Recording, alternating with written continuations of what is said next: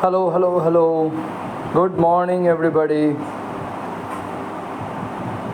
সবাই ভালো আছেন আশা করছি। আজ একটা গল্প দিয়ে শুরু করব। গল্পটা ঠিক এরকম: একজন শিক্ষক মহাশয় ক্লাসে ঢুকলেন এবং ক্লাসে ঢুকে তিনি একটি বাচ্চাকে নির্দেশ করে বললেন, এই তুমি উঠে দাঁড়াও, বাচ্চাটি উঠে দাঁড়ালো। বাচ্চাটি উঠে দাঁড়ালো। উঠে দাঁড়ানোর পর শিক্ষক মহাশয় তাকে বললেন, বেরিয়ে যাও ক্লাসরুম থেকে। হ্যাঁ, তোমাকেই বলছি, ক্লাসরুম থেকে বেরিয়ে যাও। Get out of my class immediately, leave. ঠিক এরকম অ্যাটিটিউডে শিক্ষক মহাশয় বাচ্চাটিকে তার ক্লাস ছেড়ে বেরিয়ে যেতে বললেন। বাচ্চাটি কাছে কোনো অপশন ছিল না, সে তার ব্যাগটা নিয়ে ক্লাস ছেড়ে ধীরে ধীরে বেরিয়ে গেল। বাচ্চাটি যখন ক্লাস ছেড়ে বেরিয়ে যাচ্ছে, দরজার ঠিক একটু বাইরে বেরিয়েছে, শিক্ষক মহাশয় আবার বললেন, এই you, hello, you, yes, I am talking about you, I am talking to you, hello, stop there, হ্যাঁ, ওখানেই দাঁড়িয়ে থাকো।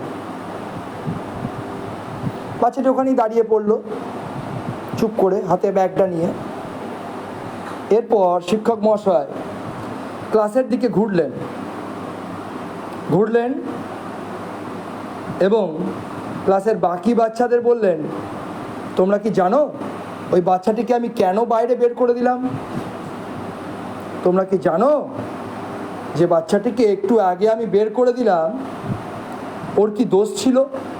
ওকে কেন আমি বাইরে বের করলাম? সমস্ত বাচ্চারা ঘাড় নাড়লো, কেউ হালকা স্বরে বলল, না স্যার, কেন, কি দোষ ছিল ওর? শিক্ষক মহাশয় বলল, কই তোমরা তো জানার চেষ্টা করলে না একবারও? তোমাদের মধ্যে কেউ তো আমাকে প্রশ্ন করলো না একবারও যে স্যার ওর কি দোষ ছিল যে আপনি ওকে বের করে দিচ্ছেন? আর তোমাকেও বলছি, হ্যাঁ তোমাকে, তুমিও তো আমাকে জানতে চাইলে না যে স্যার আমার কি দোষ ছিল, কেন আপনি আমাকে বের করে দিচ্ছেন ক্লাসরুমের ভেতরে? আমি যে তোমার ওপরে অন্যায় করছিলাম, তোমার এই বন্ধুগুলোর ওপরে তোমার ওপরে অন্যায় করছিলাম, আর এই যে তোমার বন্ধুরা সেটা দেখছিল, কই তোমরাও তো কোনো প্রতিবাদ করলে না? কেন করলে না? আমি তো অন্যায় করে ওই বাচ্চাটাকে ক্লাসরুম থেকে বের করে দিয়েছিলাম, ওর কোনো দোষই ছিল না, কিন্তু কই তোমরা তো কেউ প্রতিবাদ করলে না। জাস্টিস কাকে বলে জানো? জাস্টিস একদিন হঠাৎ করে সকালবেলায় ঘুম থেকে উঠে চাইলে পাওয়া যায় না।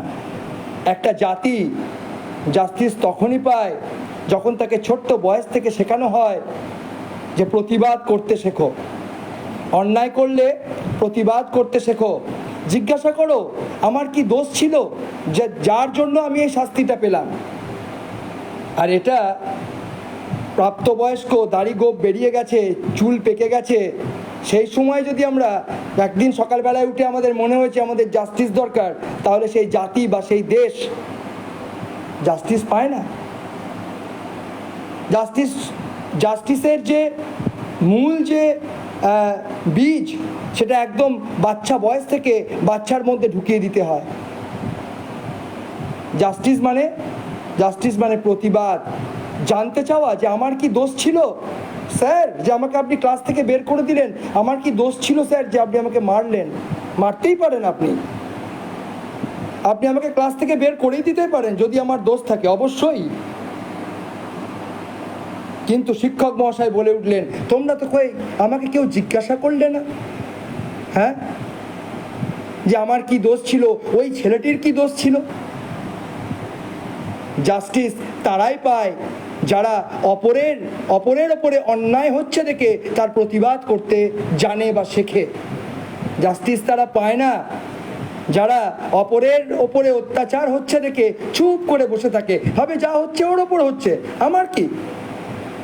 খেয়াল করে দেখুন তো, ছোটবেলা থেকে আমরা এটাই শিখিনি যে যা হচ্ছে হচ্ছে, ওসব ঝামেলায় তুমি জড়াতে যাবে না।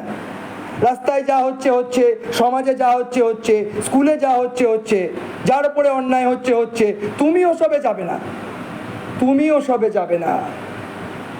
তুমি চুপ করে পড়া করবে, ব্যাগটা নেবে, বাড়ি চলে আসবে।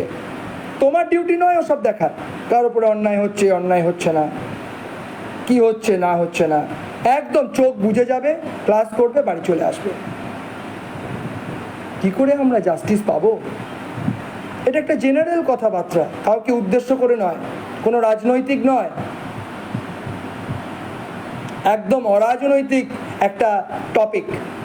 যে জাস্টিস আমরা একদিন সকালবেলায় ঘুম থেকে উঠে আমাদের মনে হলো আমাদের উপরে অন্যায় হয়েছে, জাস্টিস পাওয়া দরকার, আমরা বেরিয়ে পড়লাম জাস্টিস চাইতে।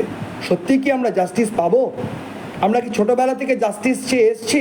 আমাদের ওপরে ছোট বড় অন্যায়ের, অপরের ওপরে ছোট বড় অন্যায়, নিজের ওপরে তাও তো হয়তো বলেছি, প্রতিবাদ করেছি, কিন্তু অপরের ওপরে অন্যায় হতে দেখে কখনই কি জাস্টিস করেছি?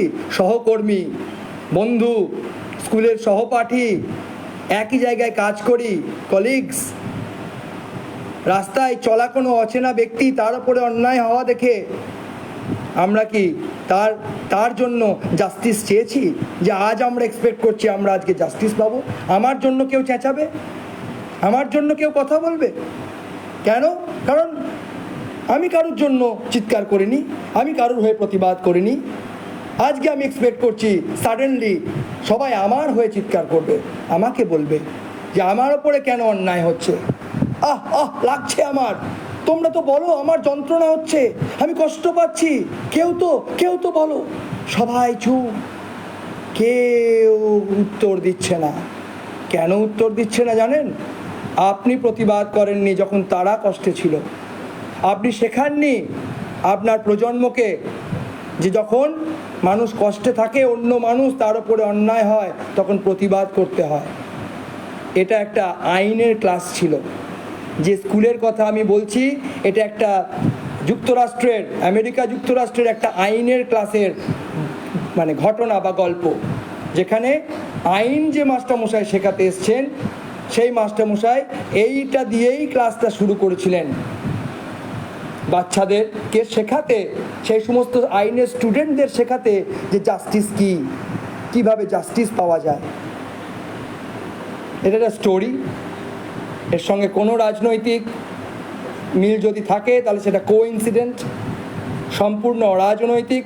এবং এটা আমাদের যে মোরাল, আমাদের যে ভ্যালু, সেটা যাতে ঠিক থাকে এবং সামনের দিনে আমরা যাতে নতুন প্রজন্মকে জাস্টিস কি তার একটা উদাহরণ দিতে পারি, এই জন্যই বললাম এটা একটা গল্প। আবার গল্প কখনো সত্যিও হয়, আবার হয়ও না। ভালো থাকবেন, খুব ভালো কাটুক সারাদিন। বন্দে মাতরম, জয় হিন্দ।